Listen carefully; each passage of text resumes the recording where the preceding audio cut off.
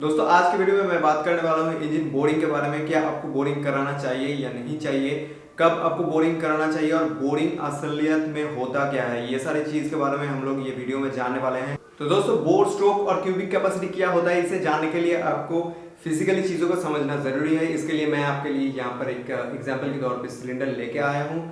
तो ये जो सिलेंडर है ये एक 150 सीसी यानी कि 150 क्यूबिक कैपेसिटी वाला बाइक का सिलेंडर है। तो कैसे हम मेजर करते हैं 153, ये नंबर हमको कहाँ से मिलता है, इसके जानने के लिए आपको पता होना चाहिए बोर और स्ट्रोक क्या होता है।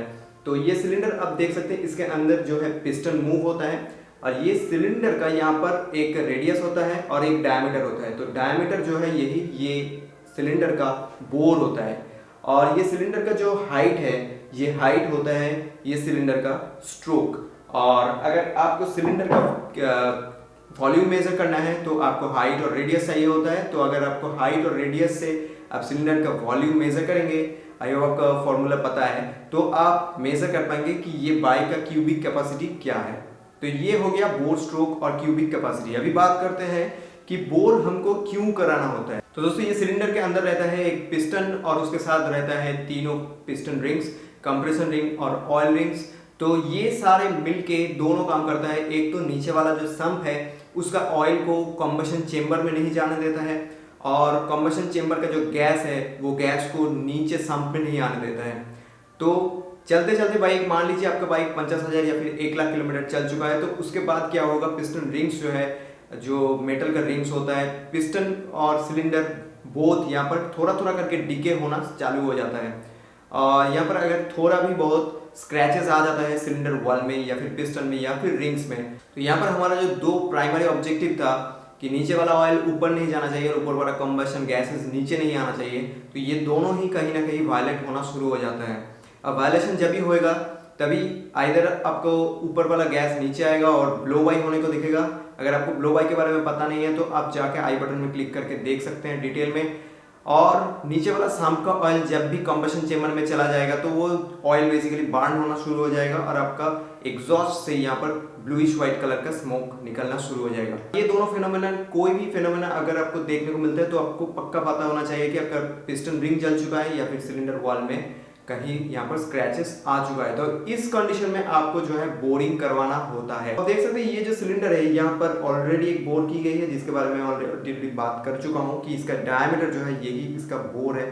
तो अगर इसमें मान लीजिए थोड़ा माइनर सा स्क्रैचेस है जिससे आप मान लीजिए कि आप कोई सैंड पेपर से वो स्क्रैच को मिटा सकते हैं, पर अगर आप एक जगह पर स्क्रैच करके वो सैंड करके वो स्क्रैच को मिटाएंगे तो फिर ये सील नहीं होगा क्योंकि ये सर्कुलर वॉल है, ठीक है।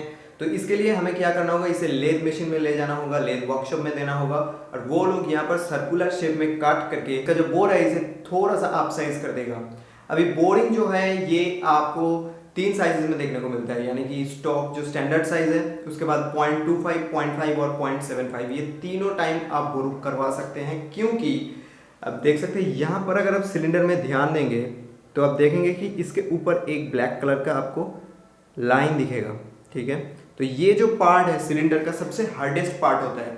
तो आप ऐसे ही आपके मर्जी के अनुसार इसे बोर करके एक 150 सीसी को बोर करके 180 सीसी नहीं बना सकेंगे।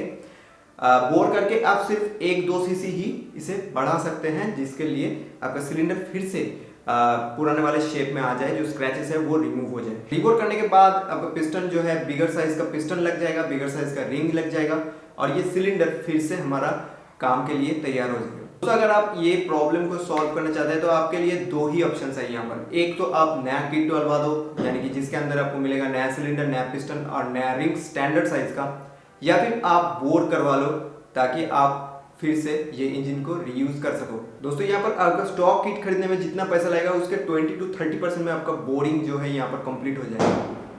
इसके लिए ही ज्यादातर लोग यहाँ पर बोरिंग या फिर रीबोर करके इंजन को ठीक करवा लेते हैं, पर आपको ये क्यों नहीं करवाना चाहिए ये मैं अभी आपको बताता हूँ। जो बात मैं सबसे कहता हूँ कि reliability is the most important thing in A bike और कार।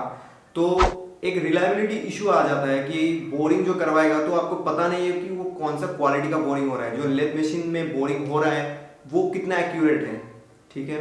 तो आपका यहाँ पर एक रिलायबिलिटी इशू तो रह ही जाता है। तो थोड़ा बहुत गैप अगर रहता भी है तो सबसे पहले लगाने के वक्त ही आपको नहीं दिखेगा कि स्मोक आ रहा है या फिर ब्लो बाई हो रहा है।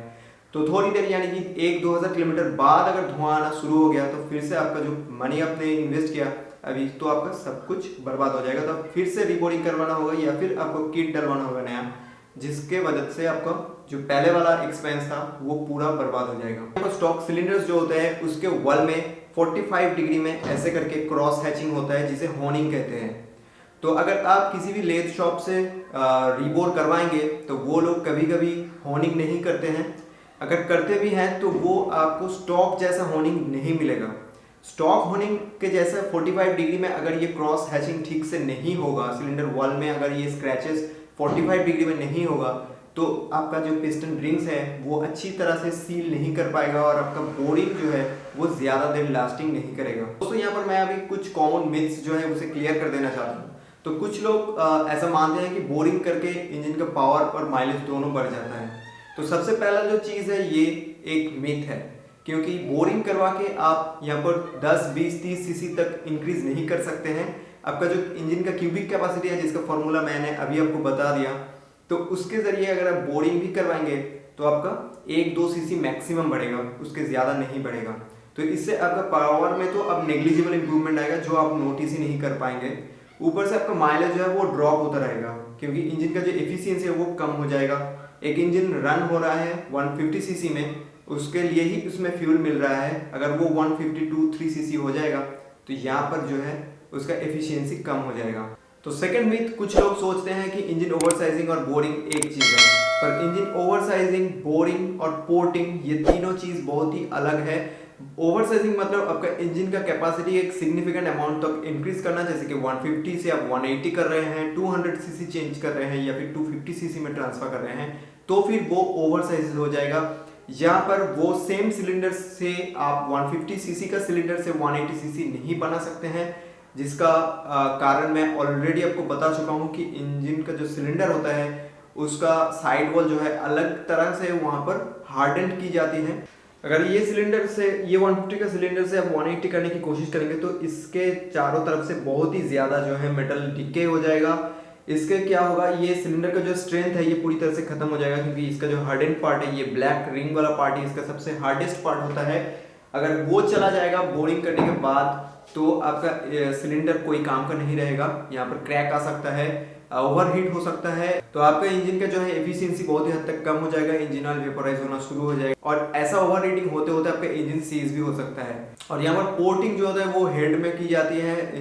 इनटेक और एग्जॉस्ट वाल्व का जो पैसेज होता है जिसके जरिए एयर फ्यूल मिक्सचर एंटर होता है और कंबशन गैसेस एग्जॉस्ट से बाहर जाता है, वो दोनों रास्ते को यहाँ पर स्मूदन की जाती है जिसे आप पोर्टिंग कहते हैं। तो ये तीनों चीज आप कंपेयर मत कीजिए। तो दोस्तों मान लीजिए अभी आपको स्टॉक किट जो है नहीं मिल रहा है मार्केट में, तब आपको मजबूरी में बोरिंग करवाना होगा और कोई ऑप्शंस नहीं है आपके पास, या फिर जो स्टॉक किट है वो बहुत ही कॉस्टली है तब आपको बोरिंग करवाना है। जैसे कि मोस्ट ऑफ द कार्स में हम लोग बोरिंग करवाते हैं क्योंकि उसका जो सिलेंडर है उसे चेंज करने के लिए बहुत ही ज़्यादा खर्चा आ जाता है। 3 सिलेंडर, 4 सिलेंडर, 6 सिलेंडर इंजन जो है उसका जो सिलेंडर बहुत ही कॉस्टली आता है, तो तब हमें यहाँ पर बोरिंग करवाना होता है। पर एक सिंगल सिलेंडर बाइक में ऐसा कोई ह्यूज कॉस्ट नहीं आता है न्यू किट डलवाने में, तो आप ज़रूर न्यू किट ही डलवाइए, बोरिंग से दूर ही रहिए, इसे ही आपको लंबी टाइम तक वैल्यू मिलेगा और आपका पैसा बर्बाद नहीं जाएगा। दोस्तों ये था आज का वीडियो। अगर आप बोरिंग करवाने की सोच रहे थे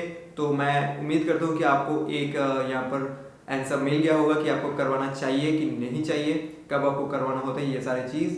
अगर आपको फिर भी यहाँ पर कोई समझ में नहीं आ रहा है कुछ चीज़ है तो आप मुझे इंस्टाग्राम में फॉलो कर सकते हैं, वहाँ पर मुझे DM कीजिए, मैं ज़रूर आपको रिप्लाई करूँगा। ऐसे भी आपको कोई भी इसके अलावा और जानकारी या फिर हेल्प चाहिए तो ज़रूर आप मुझे इंस्टाग्राम में DM कीजिए।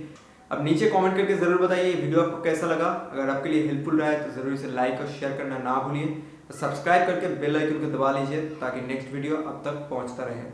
तो मैं आपसे मिलूंगा नेक्स्ट वीडियो में। Till then take care and bye bye.